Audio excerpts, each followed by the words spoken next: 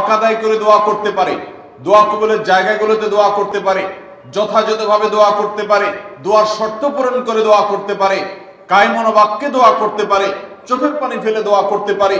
দোয়া এত বড় অস্ত্র, দোয়া এত বড় মাধ্যম, দোয়া এত বড় একটা উপায় যে এটা দিয়ে আল্লাহর লিখন, আল্লাহর তাকদীর, এটা আল্লাহর কাছ থেকে পরিবর্তন করিয়ে আনা যায় এই দোয়ার মাধ্যমে।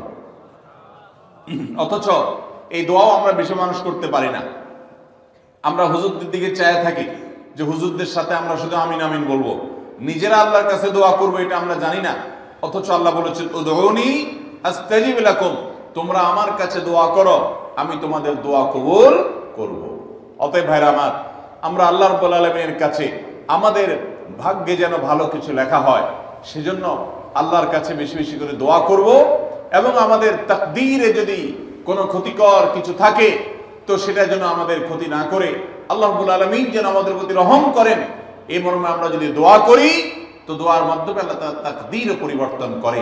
অবশ্য তাকদীরের মধ্যে দুইটা প্রকার আছে, একটা তাকদীরে মুবরাম আর একটা তাকদীরে গায়রে মুবরাম। তাকদীরে গায়রে মুবরাম যেটা, সেটা তাকদীর দোয়ার মাধ্যমে ফয়সালা আল্লাহ পরিবর্তন করেন। মুবরাম যেটা পরিবর্তন করেন না, অর্থাৎ যেটা চূড়ান্ত করেছেন আল্লাহ তাআলা আগে থেকে, সেটা পরিবর্তন করেন না। তবে বান্দার হায়াতের ক্ষেত্রে কোন কোন হাদিস থেকে জানা যায় আল্লাহ রাব্বুল আলামিন কোন নেক আমলের ফলে দোয়ার মাধ্যমে আল্লাহ রাব্বুল আলামিন অনেক সময় সেটাতে পরিবর্তন করেন এবং সেটাতে বারাকা দান করেন। অতএব আমাদেরকে তাকদীর, ভাগ্য যেন সুপ্রসন্ন হয়, আমাদের নসিব যেন ভালো হয়, আল্লাহ যেন ভালো কিছু দান করেন, সেজন্য শবে বরাতে রাত ভরে ইবাদত বন্দিগি এই জন্য নয়, বরং আমাদের ভাগ্যে ভালো কিছু হওয়ার জন্য বছর জুড়ে আমাদেরকে নেক আমল করতে হবে। এক রাত ইবাদত বন্দেগী করলেন, সারা বছর কোন নফল নামাজ, ফরজ নামাজ, অন্যান্য ফরজ কাজ করলেন না, আর আপনি আশা করলেন যে আল্লাহ আপনার জন্য ভাগ্যে ভালো কিছু লিখে দিবে, এটা সঠিক নয়। আর ভাগ্যের নির্ধারণটা মূলত লাইলাতুল কদর, এটি বোঝা যায় সূরা দুখান থেকে, অন্যান্য সূরা থেকে। অতএব আমাদের সবাইকে আমাদের ভাগ্যে ভালো কিছু লেখার জন্য বেশি বেশি আমাদের ৫ ওয়াক্ত ফরজ নামাজ সহ আল্লাহর সমস্ত ফরজ বিধানগুলো মেনে চলতে হবে, হারাম এবং গুনাহের কাজগুলো থেকে বেঁচে চলতে হবে, এবং সেই সাথে আমাদের সবাইকে বেশি বেশি করে, বিশেষ করে নেককারদের কাতারে শামিল হতে হবে। আমি যত বেশি নেককার হতে পারবো, ওই যে নামাজে আত্মীয়তার মধ্যে নেককারদের দোয়া পাবো, আমার প্রতি শান্তি আল্লাহর এমনি বর্ষিত হবে। এবং দ্বিতীয় আমল হলো বেশি বেশি করে আত্মীয় স্বজন, রক্ত সম্পর্কীয় যারা, তাদের সাথে বিশেষভাবে সুসম্পর্ক বজায় রাখতে হবে।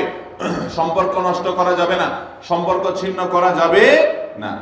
এবং তৃতীয় আমল হলো বেশি বেশি দোয়া করতে হবে। এই তিনও আমল যখন আমরা একযোগে চালাবো, একদিক থেকে সাধারণ সব নেক আমল করব, বিশেষভাবে আমি আত্মীয় স্বজনের সাথে সুসম্পর্ক বজায় রাখার চেষ্টা করব, এবং আল্লাহর কাছে দোয়ার আমলটা বেশি বেশি করব, বরকত নাজিল হওয়ার মতো কাজগুলো বেশি বেশি করব, ইনশাআল্লাহ আল্লাহ রাব্বুল আলামিন আমার নসিবে ভালো কিছু দিবেন এবং মন্দ কিছু থেকে আমাকে বাঁচাবেন। নবী করিম সাল্লাল্লাহু আলাইহি সাল্লাম আল্লাহর কাছে দোয়া শিক্ষা দিয়েছেন, আল্লাহুম্মা ইন্নী আউযু বিকা মিন দারকিল বালা, আল্লাহুম্মা ইন্নী আউযু বিকা মিন সুইল কাদা। আল্লাহ, আপনার কাছে আমার ভাগ্যের ক্ষতি থেকে আমি আপনার কাছে পানা চাই। অর্থাৎ আমার তাকদীরে, কাজার মধ্যে যদি কোনো ক্ষতিকর কিছু আপনি লিখে থাকেন, তাহলে সেই সুউল কাজা, এটা থেকে আমি আপনার কাছে পানা চাই।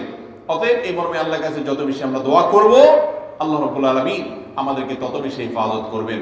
আল্লাহ তাআলা আমাদের নসিবে দুনিয়া এবং আখিরাতে, ইহকালে এবং পরকালে ভালো কিছু লেখেন, আমাদের নসিবে যেন ভালো কিছু হয় সেই তৌফিক আল্লাহ তাআলা আমাদেরকে দান করেন।